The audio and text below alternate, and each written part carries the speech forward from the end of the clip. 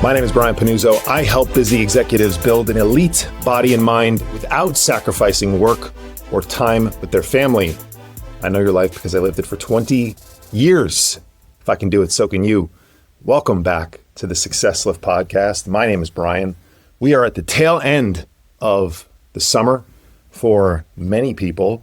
Our kids have already gone back to school, not for my Northeast fam, where I'm originally from. New York, New Jersey, Long Island, I think even Connecticut. Most kids don't go back till after Labor Day. And that's one of the reasons why I'm still referencing the summer. A lot of the country actually goes back to school and gets back to it before Labor Day. And that's me now, living in Southern California. My son just went back to school the end of last week. My daughter goes back this week. She had middle school orientation last week. So my kids are transitioning back to full-time school, and we are kind of out of summer mode, even though it always feels like summer in Southern California. I'm back to work. I took a long vacation a couple of weeks ago, and so I'm a bit out of vacation mode myself. I'm more in this little separation season mode and thinking how I can be really productive with the last 2 weeks of my year when everybody tends to slow down and chill out and coast into Labor Day a little bit. But a lot of people, especially in my old world as a financial professional, especially in the New York area, Wall Street guys, girls, they're on vacation this week and next week. And a lot of people tend to check out over the next 2 weeks because it is the slowest time of the year for most of us, not just for financial markets. And sometimes you never know. You never know when financial markets are going to heat up. And I'm not recording this today. I'm not recording this when you're listening to it in the future. Financial markets could be hot as hell right now. And I have no idea because we do this stuff in the past. But for the most part, things tend to slow down. It tends to give us a little bit more time to reflect, a little bit more time to spend time on ourselves, to schedule you, as I like to call it, inside of my one-on-one and company programs. And it gives us a little bit of time to reflect a bit. And so what I thought I would do this week is bring an oldie but a goodie back, which is my 2-weeker season podcast that I typically drop in the middle of August. And rather than recording a brand new one like I've done over the last several years, I thought the other ones are really, really good. Why not just give you a replay of last year's 2-weeker season podcast? And so what you're going to hear is what I dropped last August. I listened to it again myself and thought there's not a whole lot I'd change about this. I talked to you about my story and what I used to do during my vacation, how I used to start to slowly incorporate myself into my schedule a bit more. One of the biggest, if not the biggest lie that professionals tell themselves is that they don't have time for themselves outside of the office because they're focused on work. They have families. They have to spend time with their spouses. They're running around all weekend. They're spending nights with their kids at activities and catching up with the family. And wouldn't it be nice if I could just carve out more time for myself? And I have busted that lie and that myth in my life and in the hundreds of professionals' lives that I've worked with now. And I want this podcast to be the beginning of that for you. And so sit back and relax. You're going to get a replay of last year's 2-weeker season podcast.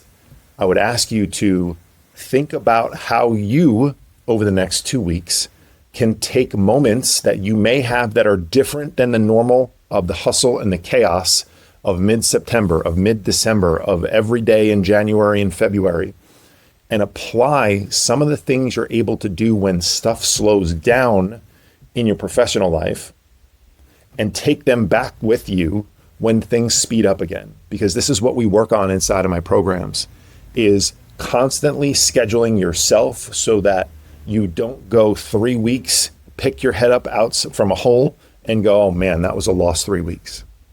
So this podcast, in my opinion, will help you start to think about what are some of the important things in your life that you would like to do if you could construct your own schedule, if you had more time for yourself.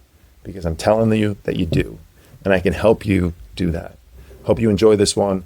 If you have any questions about it after you've listened to it, shoot me a message. You can text me 917-709-4283 or email me at brian@successlift.com. Without further ado, let's get to this week's episode. So I like to talk through my mentality and my mindset and my intention for you back in the day, 10 plus years ago, let you know what I learned and what I think you can apply to your life today. Maybe you're on vacation right now. Maybe your vacation is scheduled for another week or so from now, and you're wrapping it around Labor Day. Some people might just be getting off of their 2-weeker. Maybe your long summer vacation was in July. It doesn't matter. It doesn't matter. Get this information, take it in, think about how you can apply it to your life. And then the critical component, start to do things differently. Because if you don't do anything different, nothing changes. Nothing changes if nothing changes in your life. And that includes the aspects of your vacation and some of the things that you might do that you enjoy that you can then take into your everyday life moving forward. All right. So last week's episode, we talked about this being a month where most people just mail it in. They've already gotten what they've gotten for the summer. They've realized that it's not going to change in any material way. You're certainly not going to make a decision today to get into shape and look like a savage, to be in your best physical shape as Labor Day hits. It takes longer than that. It takes a whole lot longer than that. And so the tendency for a lot of people who have missed the window is to, of course, say, fuck it. Why not just enjoy the last 2 to 3 weeks of the summer? And while I will give you that there are aspects of that statement that I think are appropriate for a lot of people, I also know from personal experience that you can have incredible balance in your life and do both. And also, if you just got over yourself for a couple of minutes and just pushed yourself to a little bit of discomfort, you'd realize that this is an incredible time to actually jumpstart your life and jumpstart your fitness and jumpstart your journey to becoming the person that you say you want to. Because as soon as September hits, right after we get through that first kind of lazy day, a lazy week back from Labor Day on Monday, the second week technically of September, the first full week, maybe sometimes, I don't know, I'm not really sure how it falls this year. It's back on. Things pick up. We're almost in the fourth quarter, and it's bye-bye to the new you, because the old you comes right back, just like it does on February 1st when you pour your first drink after either a successful or unsuccessful dry January, and you end up in the same goddamn place as you are on December 31st, or right now, or whenever, insert period of time. This is what human beings do. And so I hope that you can take a slightly different approach this August, for the rest of August, and into September. And so the genesis of this topic was when I would take my mandatory 2-weeker. Again, something that we used to be mandated to do, be out of the office for 2 straight weeks. It dates all the way back, so I was told, to the manual ticket writing back in the Wall Street days, where you would hand it off, do this. It was a very manual process, and it was a lot easier to figure out if you were cooking the books, doing anything wrong, mismanaging your risk, your portfolio, the money of the firm, the capital of the firm, customer money, if you weren't there for 2 straight weeks, so they could identify patterns of behavior. I think at this point now, it's just like a rite of passage. I don't really know if there's any reason from a regulatory standpoint why you have to take 10 consecutive business days off. If anybody knows, feel free to holler at me. I'll make it up anyway. I'm going to make it up anyway next year, so it doesn't really matter. And so what would happen during this forced 2-week break is that you couldn't actually communicate. You were supposed to stay away. Now, we would always attempt to communicate. We would always stay plugged in for the first few days. But after a while, you would start to exhale. You would start to realize that life goes on without you outside the office. And this isn't just a managing of financial risk thing. This is, take any job, most likely. If you step away long enough if there are protocols inside of the business that are there so that everyday life can happen without you being there, you realize within a couple of days how unnecessary you may actually be. And that is both a glorious thing and also a little bit of an ego check. You're not as important as you've told yourself. And when I say yourself, I mean me. I was not as important as I believed I was for as long as I did. And so when I was able to step away, I obviously had more time on my hands. I had a much clearer mind. I wasn't flooding myself with the stress and the frustration and the anxiety and the commutes and this and that. I was able to do some things that I truly enjoyed doing. I've talked in the past about, I used to get back to like my athlete roots. I enjoyed working out, even when I wasn't super fit. Now, I screwed it up. I would just go for like a 30 or a 45 minute, typical corporate executive type workout. Sometimes that just included just going into the steam room. I see all you executives going for your morning workout, just jumping in the steam room, getting a good sweat in. By the way, if you think you're losing fat, burning fat by jumping in the sauna or the steam room, you are, I don't really know how to say this without offending you, you're an idiot, okay? It absolutely does zero. Your sauna and your cold plunge session back and forth does zero to burn fat. I am a huge fan of both, and I do implement both as often as I can. But understand it has 0.0 effect on the number on the scale and how your body composition looks. And you would be much, much better off applying that time, almost knocked my microphone down, applying that time to activities, to things that would move the needle from the perspective of looking the way you want to look, which is typically most people's number one goal. So when I would do my steam, when I would do my sauna, I would get a workout in. I would start to read a little bit more. I would spend more time with my kids. I would be a little bit calmer because I wasn't flooded every day, every hour with the constant stressors that I had. And at some point in that 2 weeks, usually around the end of the first week, I would vow to myself that there was a better way to live. And I would say to myself that I was going to do things differently.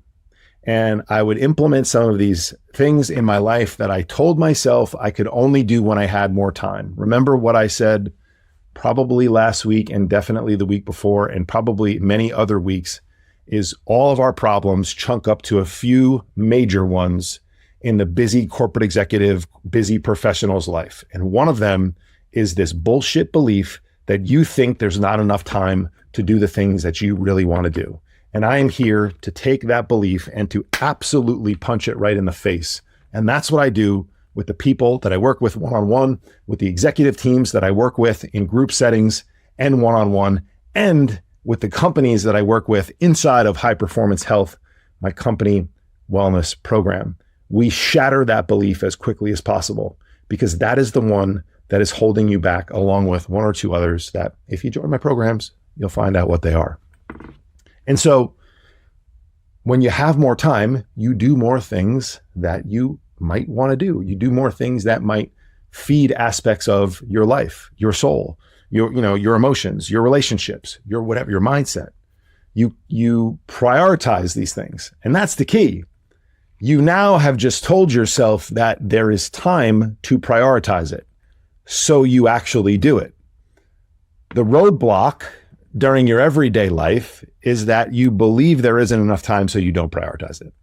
And that's simply cutting to the chase of the difference between the two.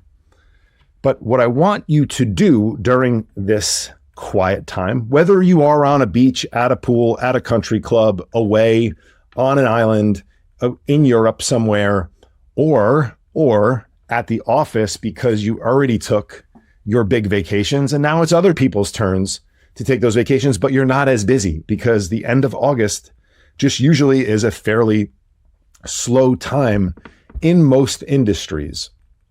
You have more time. So begin to allocate that time to these things. Start to prioritize yourself. One of the first things that we do with busy executives is that we demand that they carve out time for themselves each week. Now, they may look different to different people. So I might carve out 15 minutes a day for myself if my schedule is absolutely wall-to-wall packed and I don't think I can have any time to myself. So we start with 15 minutes. Or maybe we allocate 30 minutes to ourselves 3 days a week and 15 minutes on the other 4, or it's 45 3 days, or 62 days a week, or whatever the ratio is. The important part is we actually take the time to think about it and we schedule it proactively. And then we must stick to it.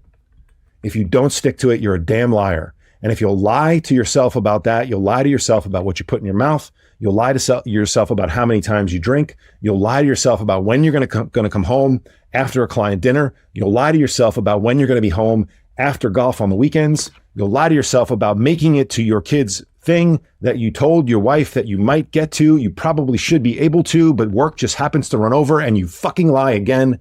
And then 2 years from now, your marriage is like, I don't know what just happened. And I say that quite passionately and a little bit emotionally, because that is what happened to me. These issues in our life, they don't just show up at our door. They camp out on our doorstep for years without us seeing it. And if we just open up our eyes and see some of the patterns of our behavior, it'll be really, really clear that we have some visitors on our patios, at our doorsteps, waiting to ring the bell. And when that bell rings, it should be no surprise. But I was shocked. And you maybe too. You will be too, if it hasn't happened yet. Many men that I talk to are shocked that their wives have asked them for a divorce. I was shocked that my wife told me she wasn't happy with our relationship. What do you mean? What are you talking about? I provide all this stuff. She's like, yeah, cool story. That's not what I care about.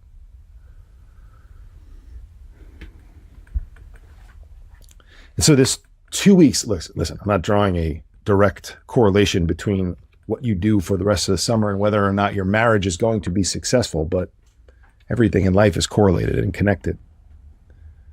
These moments that we have during these periods of time, the other one that's a big one in terms of the correlation between the amount of time typically and also the busyness slowing down, to me, between Christmas and New Year stands out. Right when the holiday rush is over, then before New Year's Eve, before New Year's Day, we usually have some time. Some of us go away. Others are it's just slow. And it's also that period of rebirth, like I talked about this last week, rebirth and renewal. And so it's like we think we're supposed to think about these things. Oftentimes we have to get away from white space. Remember I talked about white space recently in a podcast. When we step away from the busyness of the business, of our careers, we start to think differently. And so what I challenge you to do over the course of the next several weeks is to not only think differently and begin to act differently, but to understand the impact that some of these things might have on your life. And if you do find yourself in a space where you're like, this isn't so bad. I'm prioritizing myself. I'm connecting with my kids more. I'm spending more quality time with my spouse. I'm in a little bit more control of my schedule, or I'm in total control of my schedule.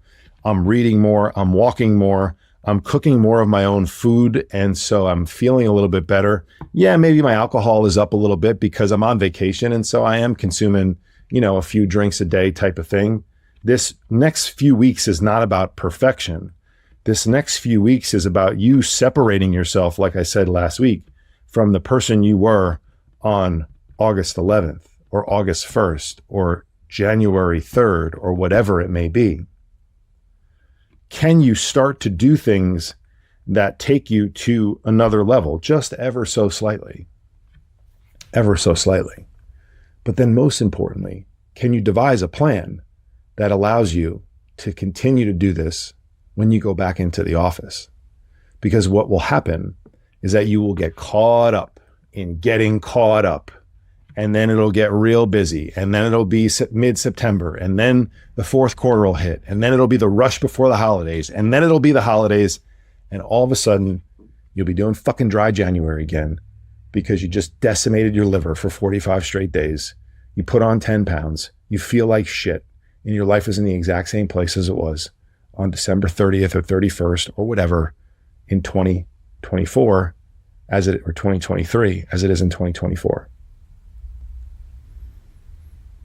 And I desperately want you to get out of this cycle and do something different. And the next several weeks, during 2-weeker season, during vacation season, could be that opportunity for you. You could have an incredible amount of balance in your life. It could be a blueprint for how you live your life. Yes, it'll be absolutely different. You'll be in an office every day, but you'll have a blueprint for balance. You may wake up and get some physical fitness in. You may take a couple of long walks. You may eat a bit healthier because you're not rushed grabbing things. You may cook some of your own meals for breakfast and lunch. You may have healthier snacks because you're at home or you're at a beautiful resort. Then you may enjoy a couple of cocktails with a great dinner, which might look like what you do a couple nights a week out at a client dinner. But you may understand that you don't want to go completely off the rails, and so you order a steak and vegetables, and you just split a dessert, and you don't go ham on all the sides. Or you order some like fresh fish because you're in a tropical location and it's relatively low calorie, and oh my God, I couldn't believe real food could actually taste pretty good. And you have a couple of drinks, but you want to get up early again because you know getting up early and getting your day started has been so powerful for you. So you go to bed early and you don't have those last 2 or 3 drinks after 10 p.m. And all of a sudden you have this really cool blueprint for how to live your life. And while you may not wake up on a beach or be going to the beach club or be going to your country club 3 or 4 days a week in October, you now have a blueprint for what to do. Because if you can do it once, you can do it any other time. And sometimes doing it when it actually is perfectly set up can help because you can build repetitions. You can build a belief that it's possible. But the problem is you go tell yourself that the only reason you were able to do it was because you were on vacation or work was slow. And that is bullshit. You were able to do it because you prioritized it and you stuck to it. And you scheduled it before. And so when you prioritize it, you schedule it, and you stick to it, magical things can happen in your life over time. Have a great vacation. If this one moved you, if you found helpful information in this one, share it with somebody else who's on vacation. I'll talk to you guys soon. See you next week.